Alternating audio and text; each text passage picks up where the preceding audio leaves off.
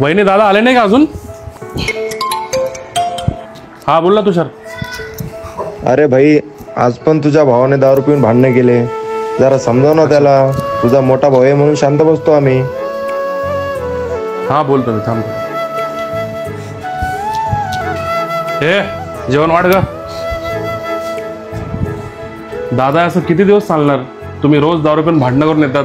आपल्या घरात लहान मुलं आहेत, त्यांच्यावर काय संस्कार पडतील? तू तुझं बघ ना. एवढा मोठा झाला तुम्हाला सांगायला. अरे दादा, मी तुम्हाला शिकवत नाहीये, तुम्ही आम्हाला वडिलांसारखे आहात. पण जर तुम्ही असंच जर रोज दारू पिऊन आले तर आम्ही तुमच्याकडून काय अपेक्षा ठेवायची?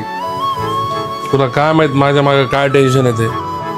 दादा तुम्ही मला सांगा ना, मी तुमचा लहान भाऊ आहे. जे पण प्रॉब्लेम असेल ते आपण दोघं मिळून सॉल्व्ह करू. फक्त तुम्ही दारू सोडा. आणि तुम्हाला काही झालं तर तुम्हाला लहान लहान मुलं आहेत, लक्ष्मीसारखी वाईफ आहे, तुम्ही त्यांच्याबद्दल तरी विचार करा.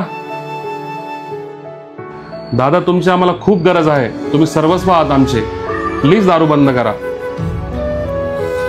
चुकलं रे छोटा माझ्याकडून. आता दारू नाही पिणार मी याच्यानंतर. बस दादा, हीच अपेक्षा तुमच्याकडून.